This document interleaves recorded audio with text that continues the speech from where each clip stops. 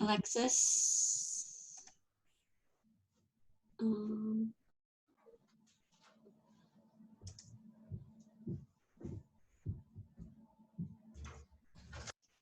Alexis, it's not giving me that option for you. Try again. Hold on, I'm gonna connect through my computer. Okay.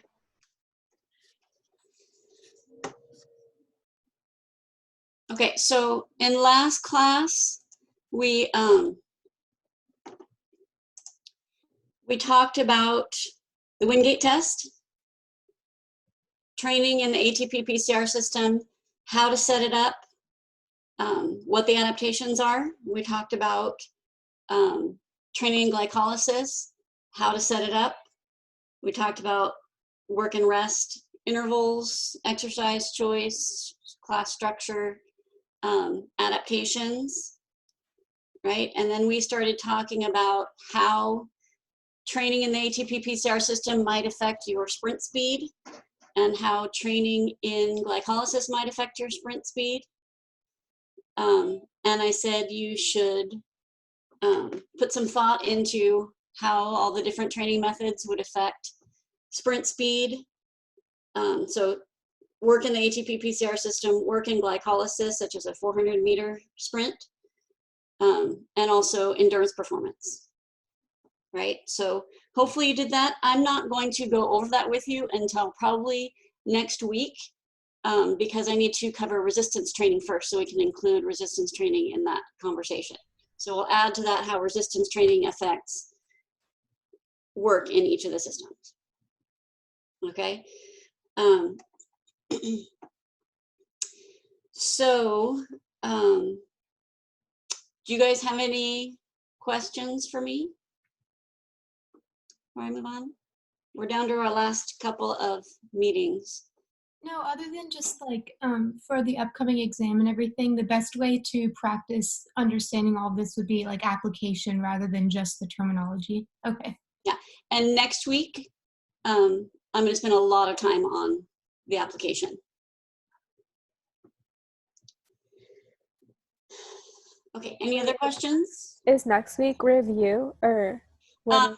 Yeah, so I believe on our schedule, next week are our last 2 lecture times. So a lot of that time will be in review, but the review for the final is not going to be Jeopardy style review. It's going to be talking about how to integrate the material and how to apply the material. So it's a review in that there's not really new material being added, but it's not the typical review we've been doing. Does that make sense? So today will most likely be the last day of new material. There might be a little bit on Monday, but not a whole lot after that. Shannon, go ahead. When you've been saying that everything is accumulative to the last final, is this how you're kind of tying it in to being accumulative? Okay. Yes. So we're incorporating things that I taught at the beginning and applying them in here. Like the crossover concept is going to be included in here. And then, yeah, we'll talk more again about the process of muscle contraction and things like that. That's going to come back up. And I will spend some time sharing with you what to focus on and what not to focus on, like with the reflexes and things like that. Because I know it's a lot of material. Okay, so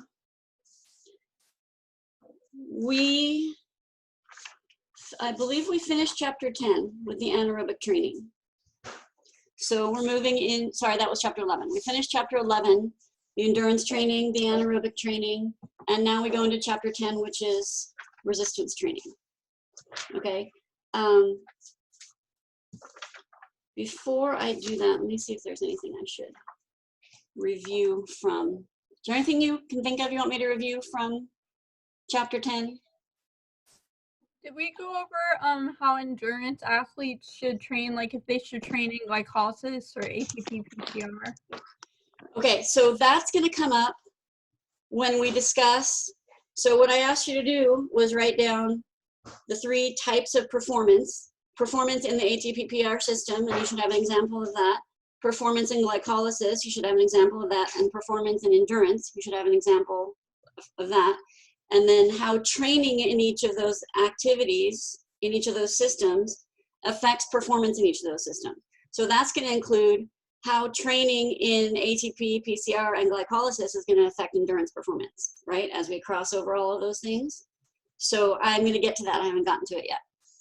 But you should have already put some thought into that, so you should have some ideas of how it might affect it. Okay? Actually, I think I should make a table for that for you guys to fill out. I think that would be helpful. I'll do that for you. Okay. So with the table we filled out for responses to exercise and adaptations to endurance training, this is very, very, very important. Normally I have a very large section of this on the final. So I usually say you need to be able to fill this table out from blank to prepare for your final. I'm not sure exactly how I'm going to handle that on this final, but my suggestion usually is to print out a lot of blank ones of this and then practice filling it in, right? Give yourself a blank one, fill it in from memory to the best of your ability, and then look at your notes to finish filling it in. Do that over and over and over and over and over again, right? That's how you'd actively study for something like this, okay?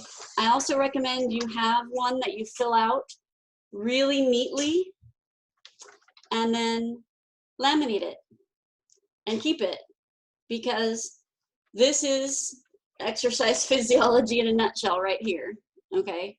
And it's going to be helpful in 446 to have easy access to this clear, concise information. Okay, so spend some time with this. Okay, so moving into chapter 11, adaptations to resistance training. Before we talk about the actual adaptations, let's talk about resistance training in general first. Give me some examples of why people do resistance training, or why people should do resistance training. You can just shout them out. Increase Build muscular muscle? strength. Increase muscle, Armand, I'm sorry. Strength, muscular strength. Okay, to increase strength. Like also muscular endurance. Okay, so yes, if we're doing resistance training, we're kind of assuming that the goal is strength, but we can do it in a way that does endurance as well. Sure. Any other reasons? Doesn't it help weight loss? If you have more muscle, muscle burns more fat. Mm-hmm. To increase muscular size and aesthetics for like Okay. bodybuilding. Absolutely. Anything else? Strength? Okay, yes, we had said strength. But that goes like hand in hand with being able to produce like more force, just right? Mm-hmm. Strength and force. Mm-hmm. Can't it affect your bone density? Absolutely. Increases bone density. Anything else? So we have muscle strength, endurance, weight loss, bone density increases.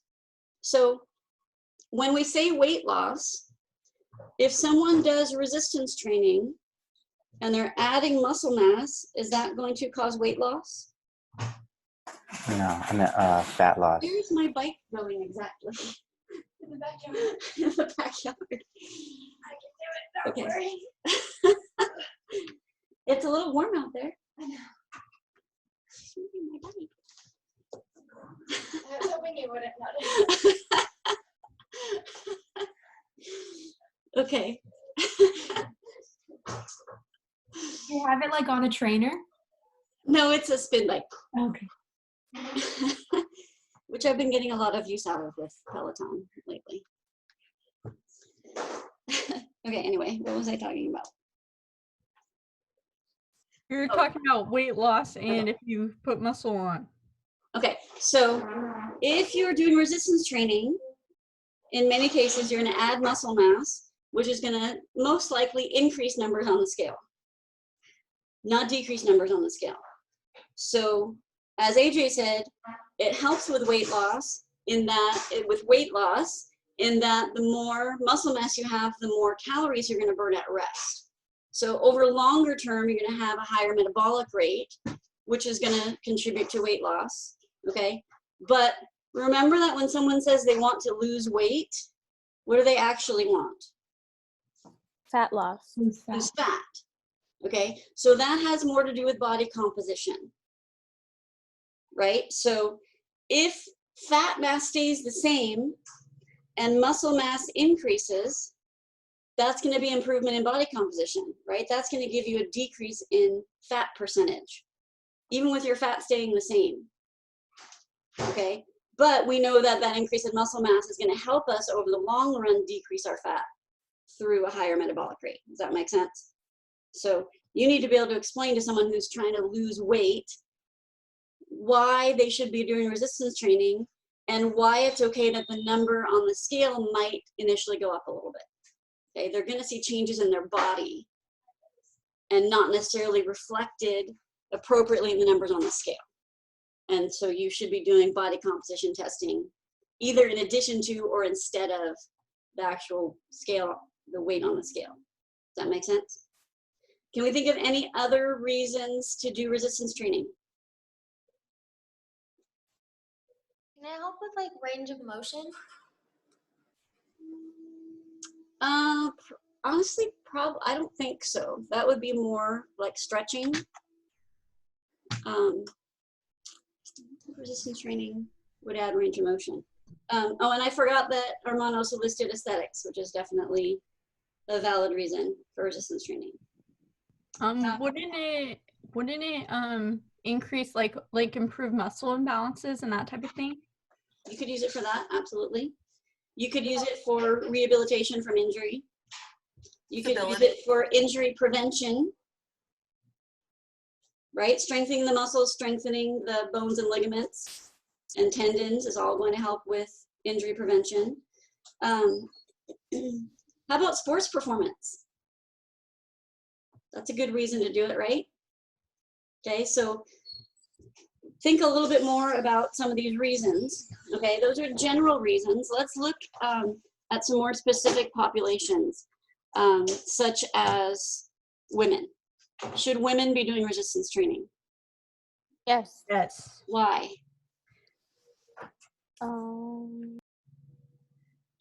Well, women are prone to getting osteoporosis. So with resistance training, it will help with the long term of losing bone density. Since we're going to have a lot more thick bone. So it will take a lot longer for the bone to hypertrophy. Not hypertrophy, but atrophy. My bad. Good. Any other reasons? I heard that women recover faster than men. Could that be a reason? A woman should do resistance training because they recover faster than men? Yeah, I guess like rebuild the muscle faster. So that's a reason for them to do resistance training? Like take advantage of that, I guess. Okay. All the same reasons a man should. Yay! Thank you, Emily. Every single thing that we listed applies to women. Body composition, sports performance, aesthetics, injury prevention, bone density, increasing strength. All of those things apply to women. Okay. How about elderly? Should the elderly population be resistance training? Well, yes, but it's going to be modified. Okay, why should they do resistance training? Because their bone density is decreasing. So you want to maintain it. That's the goal at that point, just to maintain it. We want to slow the progression in the onset of osteoporosis. So that's why it's important. Anything else? I feel like doing resistance training is going to be important across like all demographics and populations for the same reasons. I would agree with that. all of the same reasons that we listed apply to the elderly. Yes, even sports performance.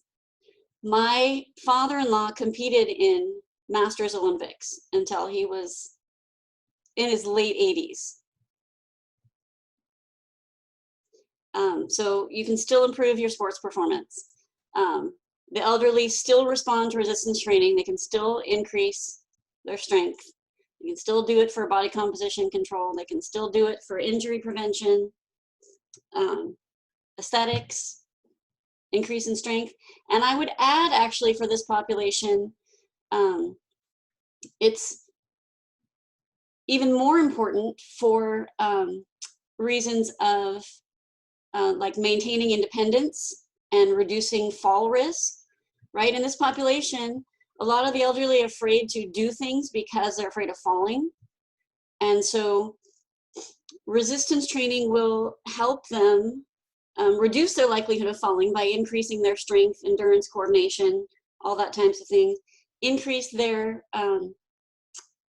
confidence in being able to go out to do things because they have that strength and endurance and balance, and also decrease the likelihood that they're going to injure themselves when they fall and improve their recovery afterwards, right? So all of these things are added in addition to why any average person should be resistance training, and it helps with them with activities of daily living, helps them stay independent longer, right? If an elderly person can't carry their own groceries from their car to their door, it limits their independence, right? Which is going to limit their quality of life. So things like that are added reasons for the elderly to be resistance training. Last group, children. Should children be resistance training? Yes. Why? Because studies show that like with kids, if they're not lifting or learning body movements, but I think there's a certain age where you should start. Like I think not too young, not like a 3-year-old, but like maybe like 12 years old or 10 years old. Okay, anybody else have any thoughts on this?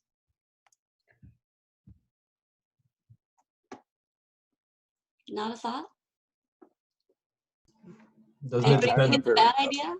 Doesn't it depend on the exercise? Because if it's like an overhead exercise, isn't that bad for children? Why? Doesn't it compress the spine, and their spine is like more malleable, right? Okay, so generally, it's important, first of all, as Rachel said, to define children. Are we talking about an 18-month-old? Are we talking about a 5-year-old, a 10-year-old, a 15-year-old? It makes a big difference, right? We can't group all of those together as children, okay? So the line we usually draw is at puberty, which there's a wide range where that can happen. But the main reason we draw the line at puberty is because after puberty, there's a hormonal change, right? And the hormones have an effect on how the body responds to the resistance training, right? So pre-puberty, the children in that category are not going to have the same response to resistance training. So there's not as much reason for them to do it, okay? But the resistance training they can be doing is more like body weight type exercises. So, you know, like monkey bars and climbing trees and different things like that that are natural play for children are going to have an effect on their muscular strength and endurance, and those types of things they should be doing. Adding resistance, specifically heavy resistance, there's not really a reason to do that until they hit puberty, so they can have the hormones to assist with the adaptations for that. Okay, but once that happens, all of the reasons that we listed for resistance training apply across the board there. Okay, the sports performance, the injury prevention, the aesthetics, the bone density, muscle strength, body composition control, all those things apply to the children as well. And I would add for this population an additional importance of creating a habit, right? Because if you tell a teenager you're too young to go to the gym, so they never go to the gym, and then they graduate and move out and go to college or whatever they're doing, and they never go to the gym, you can't say, well, why don't you work out? Well, it's not part of their habit. They never made it part of their schedule. They don't know what they're doing when they go to the gym, so they're probably intimidated. You can't expect, once they become an adult, to start going to the gym and resistance training, right? But an active child, an active adolescent is more likely to become an active adult, right? So if you build it into their lifestyle, whether they're playing sports or not, you build it into their lifestyle as, this part of our day is where we get our exercise in. It's part of their habits. They're more likely to continue that as an adult, right? We have to add in, though, that if you're doing resistance training with the younger population, remember that a lot of machines are not built for the smaller body, so you may have to do it with the free weights instead of the machines. And so they're going to need proper supervision to make sure they're doing the exercises correctly so they don't get injured. But that applies to anybody who's new. Even if you take an adult who's never done resistance training and they're working with free weights, they're going to need assistance on the proper form and body control and things like that. So that's not necessarily specific to children. And Rachel adds it's important for mental health, and I would absolutely agree with that across the board in all the populations. Okay, any questions on any of those populations? So what about the children who are resistance training before puberty and they're actually gaining muscle and strength? Oh, it's possible to gain some strength. They won't see a lot of hypertrophy, but it is possible to gain some strength, and we're going to talk about how that's possible in just a minute. But I want to point out, as Armin was suggesting, with the a lot of people are afraid to do resistance training with children because they think it stunts their growth. And the research has shown, and a lot of people see that, like they use gymnasts for an example. Like gymnasts tend to be really short, they're very muscular, but it's really not, gymnasts don't do that much resistance training. They do mostly body weight training, but they have a lot of impact involved in their training. So research has shown it's not the resistance training that affects the growth, it's more of the impact. So resistance training doesn't inherently have impact included in it. Okay, any questions on any of that? Are we going to talk about special needs populations at all? We are not. Oh, come on. I wish I had time to go over everything, but I do have to limit it somewhere. So most of the time, here's the thing, in exercise physiology, most of the time what we're talking about is the average population. So if I throw in something about a special population, it's like a side note, but most of our focus is on the average healthy young population. Okay, so we talked about why to do resistance training. So if someone new starts resistance training, never done resistance training before, and they start, do you think they will see increases in strength quickly, or do you think it will take a while? Quickly. Okay. Do you think they will see increases in size, or do you think it will take a while? The more you do it, the slower it gets, right? Yeah, so I'm talking about a new exerciser. Yeah, yeah, that goes with size and strength. Okay, so then the question is it possible to increase strength without increasing size? And is it possible to increase size without increasing strength? Yes. Yes for both? Yes for both, because it depends on your load, I think, and how many reps you're doing. So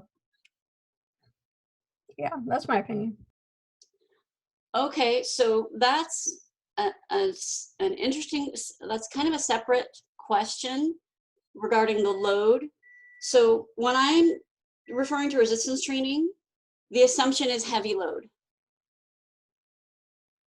If you're doing a lighter load with more reps, you're going to train for endurance.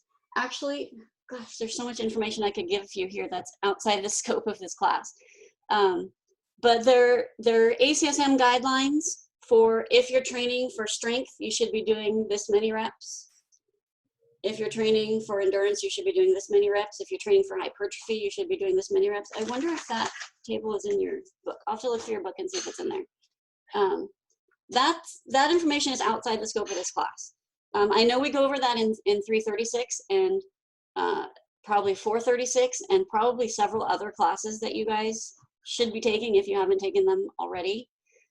So I can't spend a lot of time on that here, but one thing I'll just say regarding that is the higher the resistance, the fewer the reps, right? That's going to lead you more to strength and hypertrophy than doing lighter weights will. It activates different pathways like we talked about with the other anaerobic training. So, but if you say you're going to do 10 reps, like if I say do 10 reps of something, the assumption is 10 reps max. You're not stopping at 10 reps because it's 10 and 10 was the prescribed number. If you're stopping at 10, but you could do 15, you're doing nothing, right? The whole point is to challenge the muscle. So if I say I want you to 10 reps, you have to select a weight that will fatigue you by 10 reps. You should barely be able to finish the 10 reps. In fact, if you fail at 9, I'm happy. Make sense? So if I say I want you to do 12 reps, you've got to have the right rate to fail or be very close to failing on that 12th rep. Not stopping at 12 because that's the number, but I could do 15 or 20. Does that make sense? So usually you don't pick a number because the person is likely to just stop at that number whether they're fatigued or not.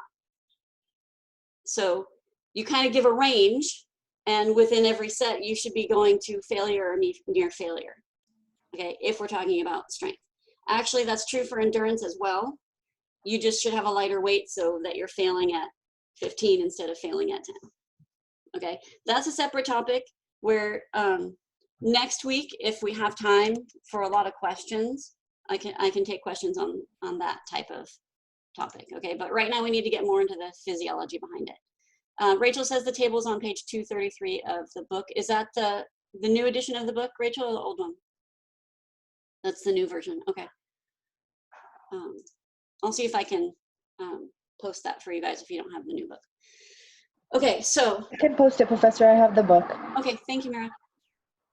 Okay, so if someone starts resistance training, they've never done resistance training before, they're going to see increases in strength very quickly, but they're not going to see a lot of increases in hypertrophy, okay? Which means it is possible to increase strength without hypertrophy, okay? Strength is force production. So there are ways to increase force production without hypertrophy. I'm gonna go over 3 ways with you. Okay, let me put up my whiteboard. Okay, so these are neural adaptations.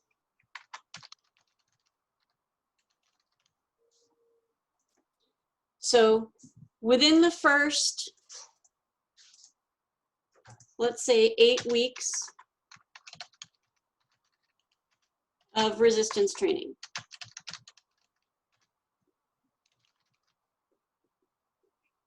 most of the adaptations will be neural adaptations as opposed to hypertrophy adaptations, which I'm going to talk about after.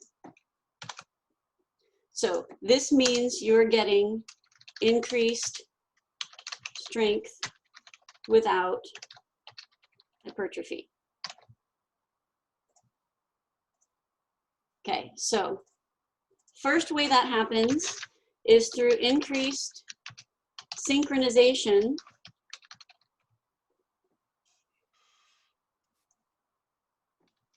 and recruitment of motor units. Increased synchronization and recruitment of motor units. Nicole, what is a motor unit?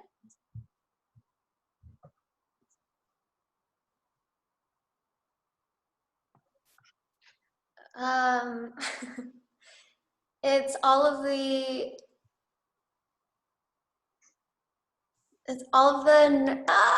neurons that oh God, I'm so close. This is from way back. Right? This is why I'm saying we're integrating the material. The final is cumulative because this is taking information from the very beginning of class. Ariel, do you remember? What is a motor unit? Is it the alpha motor neuron and all the fibers it innervates? Yes, one alpha motor neuron and all the fibers it innervates. Okay, so increased synchronization and recruitment of motor units. So increased recruitment of motor units means we're accessing motor units that we weren't accessing before. Synchronization means we're firing them together. So in an untrained person, the activation of the motor units is kind of chaotic. It's not synchronized, it's not organized, okay? So one of the first things that happens when a person starts doing resistance training is their body learns to synchronize the firing of the motor units. If you can get the motor units to fire together, that's gonna come across to you as an increase in strength, okay? Because you're coordinating the neurology behind the force production, okay? So you're getting the motor units to fire in a more organized way. They're firing together. That will help you produce more force. Okay, second neural adaptation is increased rate coding. Rate coding has to do with the frequency of firing of the motor unit, the frequency of firing. So for this, we have to go back to the initiation and propagation of the action potential, way back from the beginning of the semester. So remember how we initiate the action potential, right? We send the graded potentials, through summation, we reach the action potential, sodium rushes in, creating the action potential, saltatory conduction, hyperpolarization as the potassium goes out. Do you remember all of this? Is it painful to reach that far back into your memory source? Okay, so hyperpolarization, can the neuron respond to another signal when it's hyperpolarized? Everybody's shaking their head no. So remember, the neuron cannot respond to another signal until it repolarizes. So that's going to determine how frequently the neuron can fire. So increased rate coding means the neuron can fire more frequently, which means it shortens that refractory period. You go through that hyperpolarization phase faster, so it can respond to another signal sooner. Okay, so the neuron can fire more frequently. That's also going to come across to you as an increase in strength. Okay, questions on that one?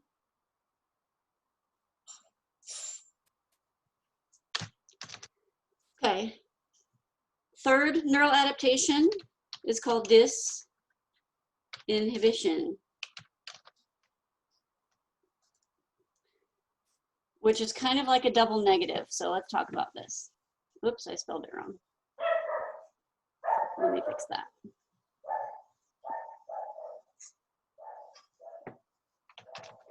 Disinhibition. There you go. Okay, so inhibition is inhibiting the muscle contraction, right? Limiting the muscle contraction or prohibiting the muscle contraction. We had a reflex that we talked about that inhibits muscle contraction.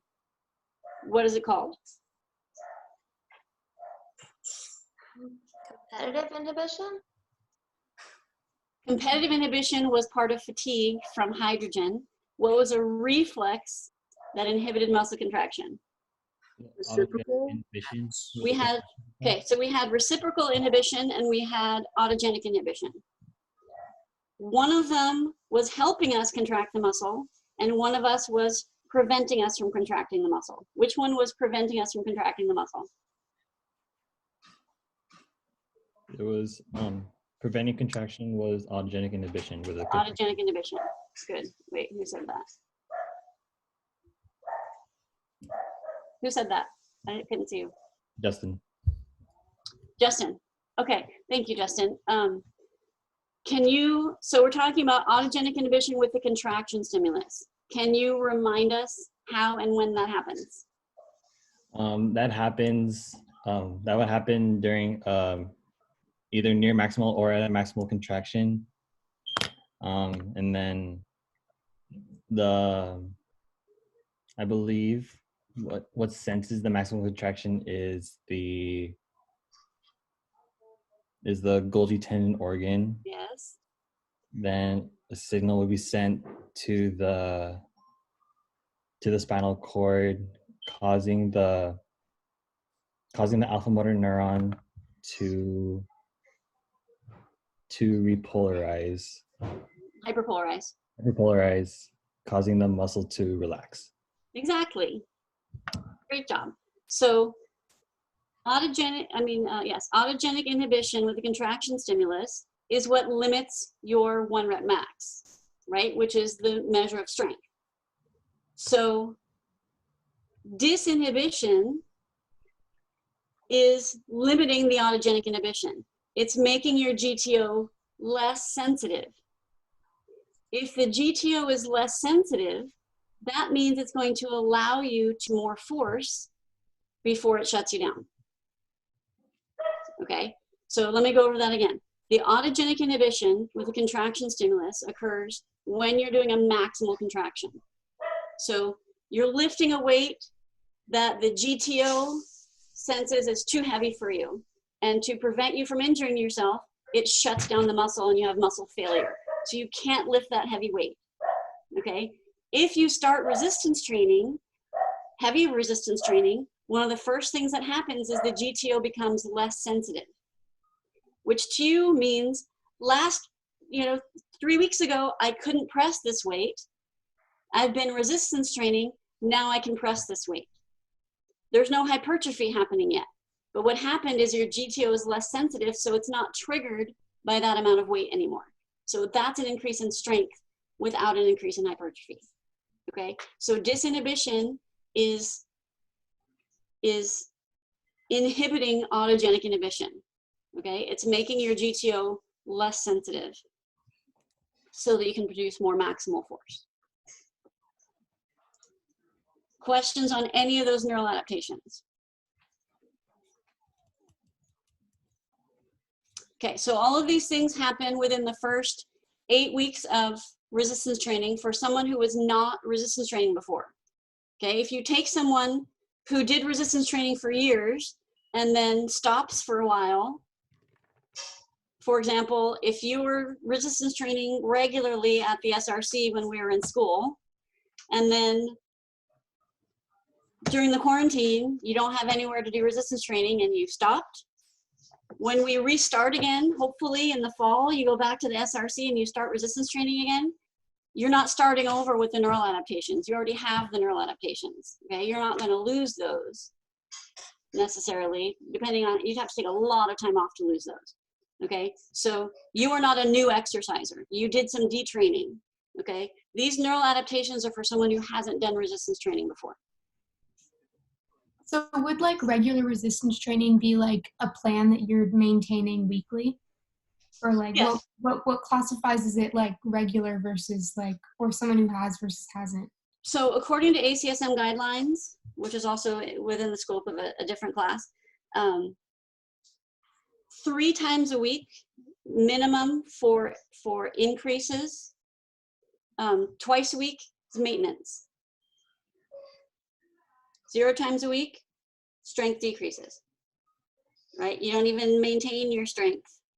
Well, this is really above age 25, okay? You're not gonna maintain your strength without some kind of stimulus, okay? 1 to 2 times a week, maintenance, 3 times and above, assuming you're properly overloading and challenging your muscles, you can get an increase in strength. Okay, so those adaptations show how it's possible to get increases in strength without hypertrophy. That happens in the first 8 weeks of resistance training. It's possible to see some hypertrophy in the first 8 weeks, but most of the increases in strength in the first 8 weeks are due to the neural adaptations. Okay, you should be able to list and explain those neural adaptations back to me. Okay, after 10 weeks, you're likely to see hypertrophy in response to resistance training, okay? Hypertrophy is an increase in size of the muscle. We actually have 2 types of hypertrophy. Rachel asked if we have any ATP ACE adaptations. I don't believe we have ATPase adaptations. Like you're talking about increases in ATPase amount or increases in ATPase activity or increases in ATPase type. Remember we talked about ATPase type is different in the fast twitch fibers and the slow twitch fibers, but I don't believe that resistance training affects the ATPase directly. Okay, so 2 types of hypertrophy. I'm gonna clear this. I'm assuming you guys have it written down already. Transient hypertrophy.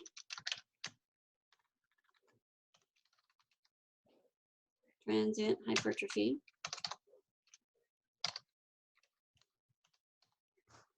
And chronic hypertrophy. Okay, transient hypertrophy is, as the name suggests, temporary. It's a temporary increase in muscle size that occurs during and immediately after a heavy resistance training bout. So this is acute. Okay, another word for this would be acute hypertrophy. It's although it's usually referred to as transient. So this is the pumped feeling that you get during your workout.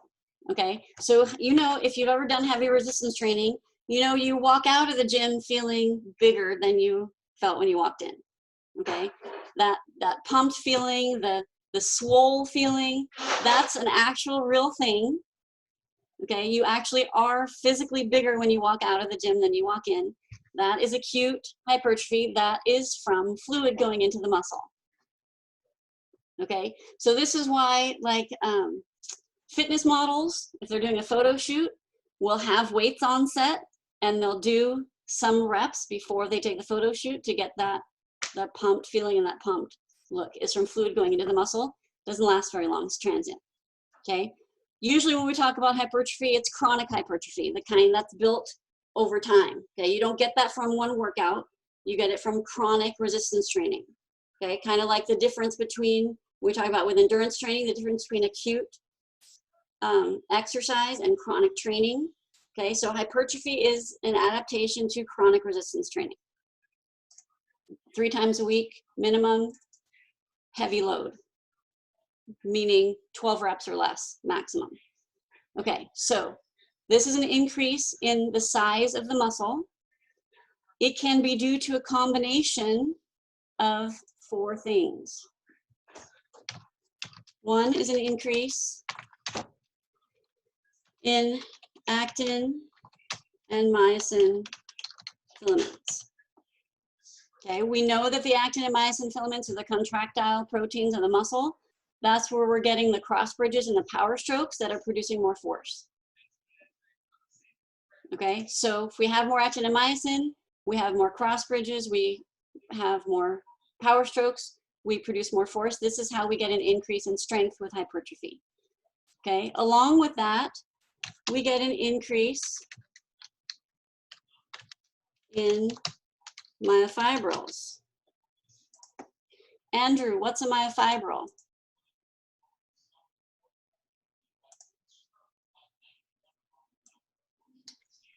It's the individual unit of the muscle fiber.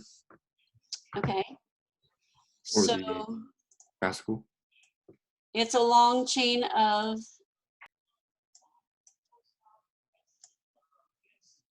the myofibril is a long chain of what? Andrew? Sorry, that was The fascicles. not fascicles. You're looking at what I'm drawing right now and saying fascicles. A myofibril is a long chain of what, Christian?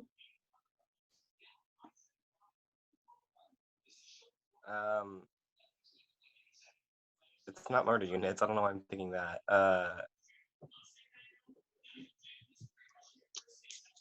I pass right now. I can't think. That's okay. Ellie, do you remember? A myofibril is a long chain of what? I couldn't figure out muscle cells. It's like the striations of like the muscle fibers. Okay, so those are 2 different answers. Oh. The striations of the fiber. Okay, muscle fibers.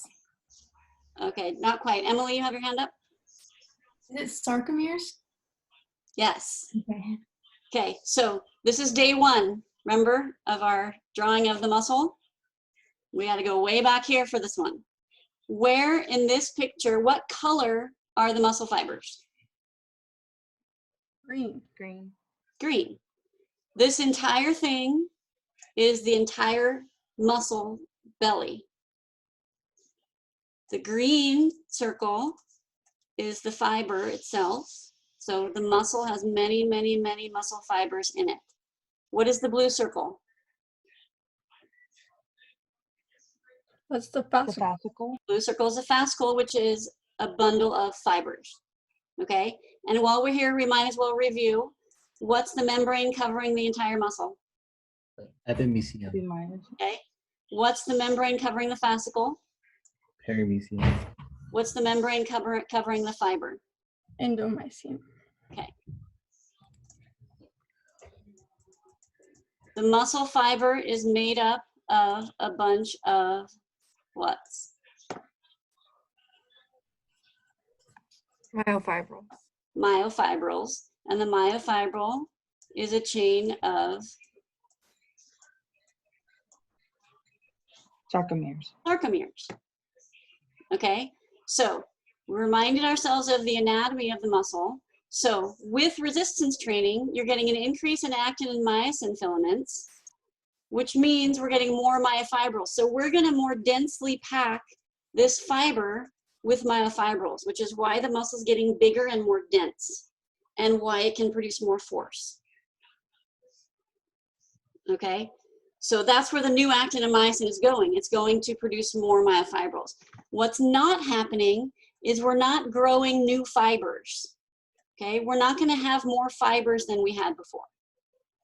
We're going to keep the fibers that we had, but the fibers that we had are going to become more densely packed with myofibrils. Okay, growing new fibers is called hyperplasia.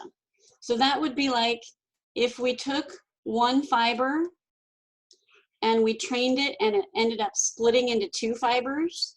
So we took this one original fiber and we train it and it splits into two and we eventually have more fibers than we did before.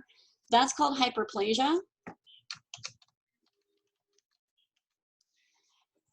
That has been shown to happen in cats.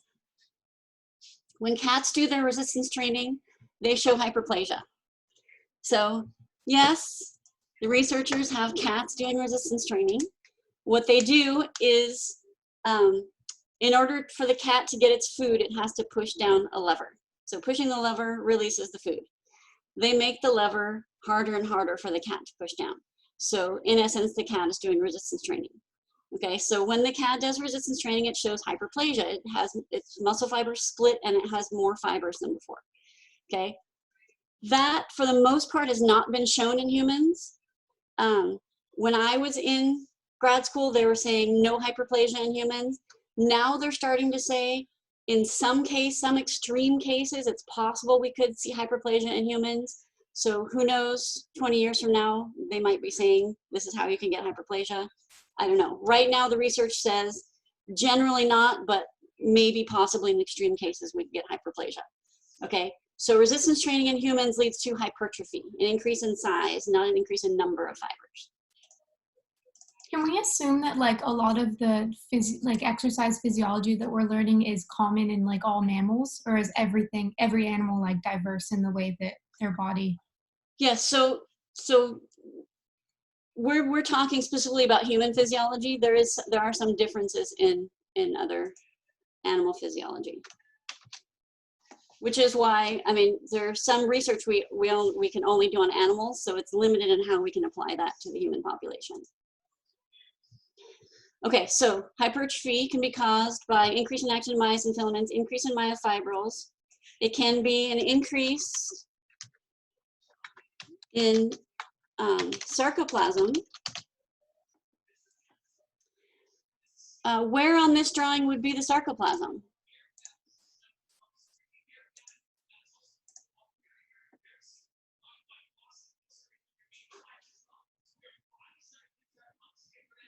It's not drawn on here specifically, but can you describe where it would be in this entire muscle? Wouldn't it be around the myofibrils? In here? Yeah. It's more here in the fascicle. So remember the sarcoplasm is like the jelly substance that the muscle fibers are floating in. That's where calcium is released into from the sarcoplasmic reticulum. Remember that? So this fiber, each fiber is surrounded by the sarcoplasmic reticulum. When the SR releases calcium, it's into the sarcoplasm and then it can bind to the troponin. Okay? All of these things are connected, right? So that's where the calcium is released into. That's where anaerobic metabolism happens, right? In the sarcoplasm. ATP-PCR system, glycolysis is all happening here in the sarcoplasm where the muscle fibers are floating. Okay, so one response to resistance training is an increase in sarcoplasm. That to you is also going to be an increase in muscle size. But the increase in sarcoplasm does not contribute to increases in strength, does not contribute to increase in force production. Okay, increases in actin and myosin, increases in myofibrils contribute to increases in strength because they give you more cross bridges and power strokes. An increase in sarcoplasm gives you an increase in size, it's hypertrophy, without an increase in strength. So yes, it's possible to have an increase in size without an increase in strength if you're getting sarcoplasmic hypertrophy. Okay, this makes a difference to some people and doesn't make a difference to others. So for example, a power lifter cares about strength, how much weight they can lift. A bodybuilder cares about size. Bodybuilder does not care how much weight they can lift. They only care how big they are. Okay, so a power lifter who cares about force production would want to maximize myofibril hypertrophy and minimize sarcoplasmic hypertrophy. Okay, a bodybuilder doesn't care. So they're more likely to maximize sarcoplasmic hypertrophy. You talk about the differences in how to train for those two different things in 417 and possibly in 446. Okay, but you train different ways to maximize those two different things. Okay, so if you look at the ways, the differences in how power lifters and bodybuilders train, it's for those specific reasons. Okay. And the fourth adaptation here, which should be blue, is increase in connective tissue. For example, tendons and ligaments will get stronger in response to resistance training, which is why it's helpful for injury prevention and injury recovery. Okay, so hypertrophy is a combination of these four things. These are not steps that happen in order. Okay, these are adaptations that all occur together. It's possible to get more sarcoplasm and less actin myosin, depending on how you train and vice versa. Okay, questions on hypertrophy? Okay, that is your adaptation to resistance training. With that primary adaptation of hypertrophy, what are our secondary adaptations that we talked about? Power, strength, and force production? Yeah, so strength and force production are the same thing. So strength, speed, and power in general will be increased as a result of that hypertrophy. Okay, so you need to think about how that is going to affect performance in the ATP-PCR system, performance in glycolysis, and performance in the aerobic system. Okay, it's going to overlap with training in the other systems, right? Because we had hypertrophy from training in the other anaerobic systems as well. Will this type of training affect your lactate threshold?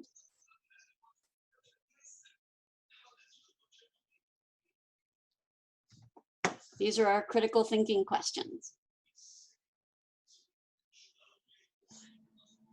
If you're training for power, I think it would. Okay, why? Because if you're training for power, you're focusing on the 2x and you're doing low reps, which is higher intensity, right? Okay, so how are you describing training for power? Can you be more specific? Because we didn't talk about that specifically. Well, when I think training for power, I think like 4 rep maxes on like big lifts. So that would be like 2x fibers, right? You're doing 4 rep max. Like something a power lifter. It's not power. A 4 rep max is not power. It's hypertrophy. When you're training for power, it's lighter weight with faster movement. Oh yeah, faster, like explosive, right? Okay, but explosive movement is not going to be done at a 4 rep max. If you're doing a 4 rep max, if you're failing on rep 4, that's really heavy. You can't do power movements with that. All right, then never mind.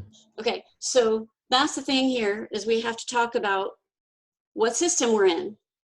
Okay, when we're doing resistance training, are we in ATP PCR system or are we in glycolysis? Glycolysis. How do you know? Because your muscles are burning and you're out of breath, and also the time limit. Like you do resistance training longer than 10 to 15 seconds for the most part. Okay, so are we always across the board in glycolysis, or can we do resistance training in the ATP PCR system? I think you can do it in the ATP PCR system because a lot of people do take breaks in between their reps. So if you're taking longer break time, you can still maintain ATP PCR system. Okay, so if you're lifting heavy enough, let's say you're maxing out at rep 4, and you're taking 3 to 5 minutes in between your sets. And what system are you training? ATP PCR. Okay. If you're maxing out at rep 4 and you're taking 1 minute in between sets, what system are you most likely training? Glycolysis. Okay. So because that's not enough recovery to replenish the system. The issue is if you're training that way, okay, this gets complicated. So if I can lift, let me put up this is also outside the scope of this class, but I can't help myself. Let me clear this. So let's say you can lift 100 pounds, let's do the bench press. You can press 100 pounds for 10 reps. You fail at 10, okay, that's your max. That's your 10 rep max, 100 pounds. You rest, and then you do another set, 100 pounds, 10 reps. You rest, you do another set, 100 pounds, 10 reps. You rest, you do another set, 100 pounds, 10 reps. Okay, this means you're getting enough rest, okay, because you can maintain this output consistently.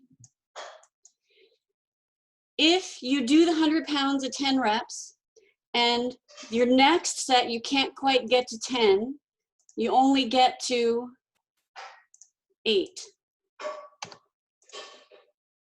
And then in your third set, you can't even get to 8. You're only getting to 6. What does this tell you? You're probably not resting enough. You're not getting enough rest. So because you know you're strong enough to lift this weight 10 times, you know you have the strength to do that, something is stopping you from executing that on the subsequent sets. It's because of fatigue, which is going to be most likely the accumulation of hydrogen, okay, which is metabolic fatigue. If you want to be able to do this amount of work in each set, you have to give longer rest, okay?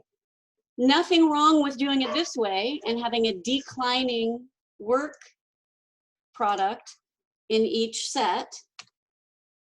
Nothing wrong with that. Like I said when we were talking about the high intensity interval training, it's okay to give a short rest and have a decreasing work product in every set leading to metabolic fatigue is going to cause the adaptations. Or you could give adequate rest between each set and make sure each set you're getting the full number of reps. That's also going to create a stimulus, a different kind of stimulus, okay? You can set up your work either way, okay? But keeping your workload the same in every set with adequate rest in between is more likely to lead to myofibril hypertrophy. And creating the metabolic fatigue with less rest is more likely to lead to sarcoplasmic hypertrophy. You're gonna get hypertrophy either way.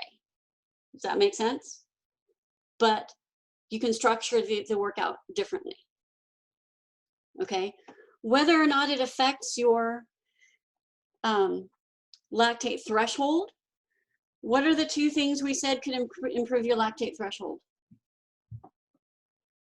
Producing less and clearing it faster. Producing less lactic acid and clearing it faster. Which one of those is possibly going to happen with resistance training? Clearing it faster. Which would be through what adaptation? Interval training. Through what adaptation? Oh, the bicarbonate buffer. Okay, so the question is resistance training going to stimulate the production of the bicarbonate buffer? What do you think? Yes. So if we're doing heavy resistance training, we're working anaerobically, theoretically is above the lactate threshold. The issue is the amount of time spent there is normally not enough to stimulate bicarbonate buffer. So you won't see as much of an increase in the bicarbonate buffer from resistance training as you would from high intensity interval training. It's possible to do resistance training in the ATP PCR system. It's possible to do resistance training in glycolysis. Okay, if your muscles are burning when you hit failure, you're in glycolysis. If your muscles are not burning when you hit failure, you're in ATP PCR. Okay, and that's, so think about that as the weight is so heavy that you fail when your 2X fibers fail at the end of the ATP PCR system. You cannot lift that weight with your 2A fibers. It's not possible for you to lift that weight with the energy from glycolysis. You need the 2X fibers. Okay, so that's going to be more like a mechanical failure when you fail at the end of PCR. Does that kind of make sense? Yeah. So it's not going to have a huge effect. So if you're lifting less weight and you're in glycolysis, you can do more reps. It's not going to have as much of an effect as on your bicarbonate buffer as high intensity interval training does. Okay, so you have to think about how then that's going to affect performance in the different areas, which is what we're getting to next week. I have a question. Yes, go ahead. So what if you're always working in your ATP PCR system and you never like train in glycolysis? So like what happens there? In regards to performance on a certain type of activity, or in regards to what? What adaptations you'd get? Yeah, I guess. Because like you're not using glycolysis at all. Like I'm a power lifter, so we don't really go into glycolysis because we're getting that rest and, you know, the less reps and you don't do cardio either. Power lifters don't do cardio. Not really. But I have been now that I don't have weights. Right, because the cardio pathways interfere with the hypertrophy pathways. So competitive power lifters normally don't do cardio, and that's also a subject for 417 and 446. But yes, that's true as well. So training in the ATP PCR system leads mainly to hypertrophy. Whether you're doing high intensity interval training or you're doing heavy resistance training, they both contribute to hypertrophy and not many other adaptations. So it wouldn't be bad that like I'm never reaching that glycolysis stage? Well, you just won't see a lot of increases in your bicarbonate buffer, but that affects lactate threshold, which mainly affects endurance performance, which a powerlifter doesn't really care about. Yeah, like right now I've been doing HIIT stuff like on YouTube that That's I've probably seen, really and hard for I'm you. dying. Yeah, Okay. so there's not a lot of crossover. Yeah, okay. Okay, so I have one more really important topic I need to get to, and that is muscle soreness, which we connect with resistance training because they often go together. Two types of muscle soreness: acute and chronic.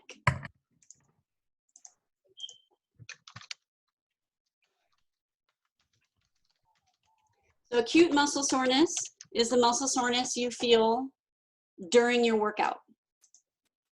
Okay, so you're lifting weights, your muscles hurt and are burning. What's that from? Lactic acid. Lactic acid accumulation. So it's acute. It happens during the actual movement as the lactic acid and hydrogen accumulates, and it goes away fairly quickly after. Okay, the chronic muscle soreness we refer to as delayed onset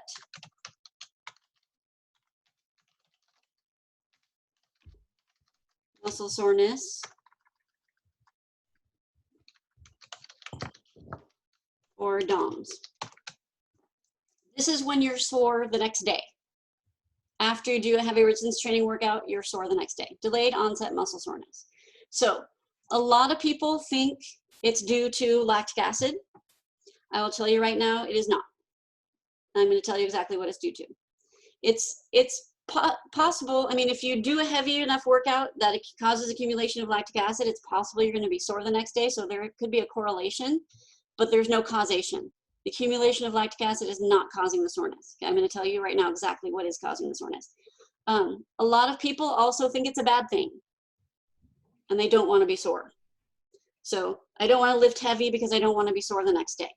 So soreness is an important process within hypertrophy. So if you avoid soreness, you're also going to avoid hypertrophy, not completely, but in large part, especially for a newer exerciser. Avoiding soreness is going to avoid increases in strength and hypertrophy to a large extent. So muscle soreness is not something to be avoided. It's actually, I consider it a goal. If your muscles are sore the next day, you did an effective workout. You're going to see results. Okay, so gotta change people's mindsets on that. Why is it if, like, usually I'm not sore the next day, but the day after? That's possible, yeah. It's 24 to 48 hours. That's normal. Okay, so this is a 4-step process. And we're probably not gonna have time. I definitely can't do this in 5 minutes. So I'm gonna start this now and I'm gonna have to finish it on Monday. So first step is eccentric overload. I'm gonna list the steps for you and then I'm gonna go back and talk about them. Eccentric overload, followed by muscle damage,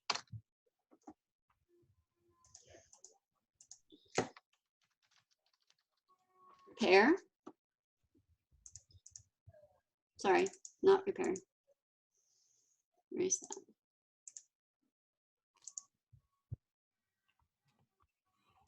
that, inflammatory response, and then repair. These are steps in order. Delayed onset muscle soreness. Eccentric overload. What does eccentric mean? Lengthening of the muscle. The lengthening of the muscle. Okay, so I didn't cover this because you guys should have already learned this, the eccentric and concentric and isometric muscle contraction. So eccentric is the lengthening of the muscle during contraction. Okay, overload is a term from chapter 9. So I'm not lecturing on chapter 9. You guys are responsible for the terminology in chapter 9. I'm not lecturing on it because it's also information you should have learned from other classes. So overload is basically challenging a muscle, working a muscle more than it's used to. Okay, so if you do exercises that are easy for you, for example, stopping at rep 10, even though you could do 15 reps, you're not overloading the muscle. Okay, if you're stopping at 10 reps because you can't do an 11th rep, you're overloading. Okay, challenging the muscle, working it more than it's used to. You have to do that in order to trigger the muscle to adapt. You have to overload the muscle to get it to adapt. You have to challenge it. Okay? So eccentric overload means you have to challenge the eccentric part of the movement.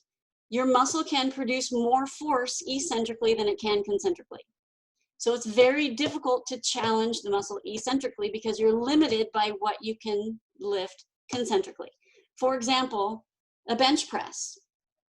Concentric on the way up, eccentric on the way down. You can press more weight, you can lower more weight than you can lift because your muscles can produce more force eccentrically than they can concentrically. So you're limited in how much you can do on the bench press by how much you can press. So it's difficult to challenge the lowering phase. So most effective way to do this, eccentric training, is to do what's called negative training. And negative training is a focus on the eccentric movement. In order to do that, you have to have someone help you with the concentric part.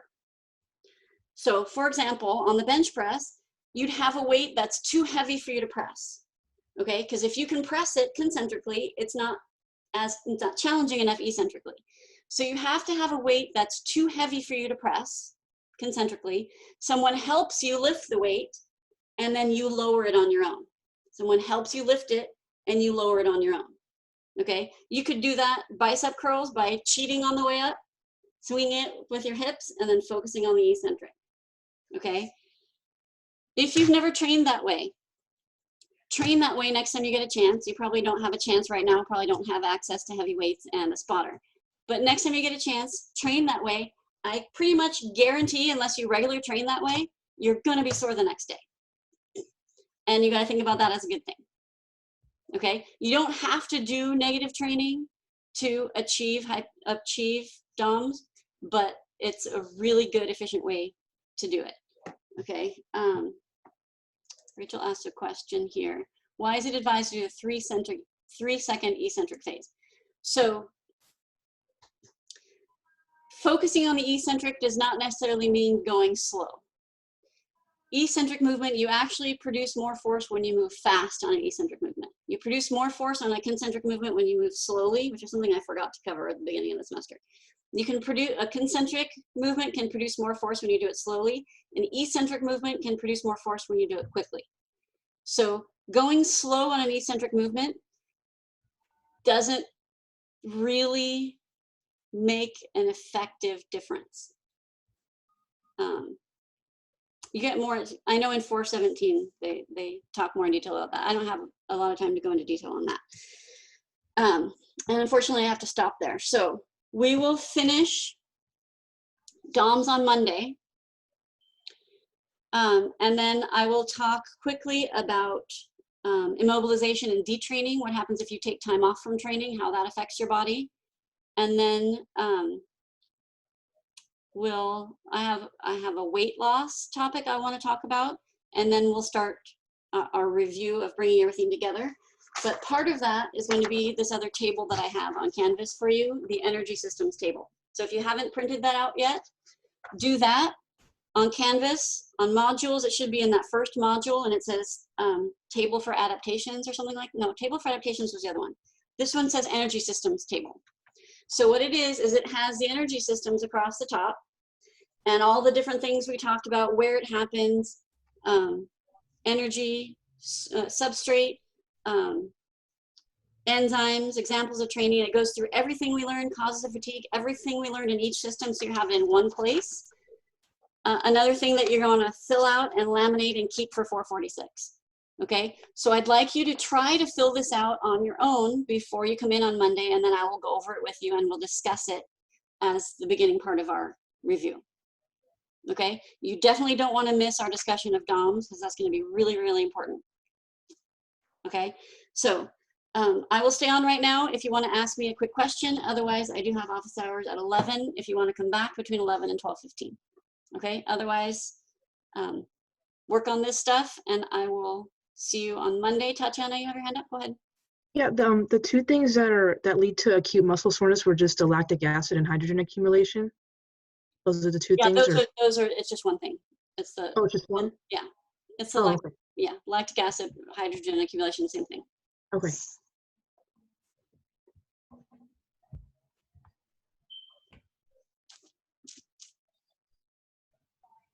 Any other quick questions, guys?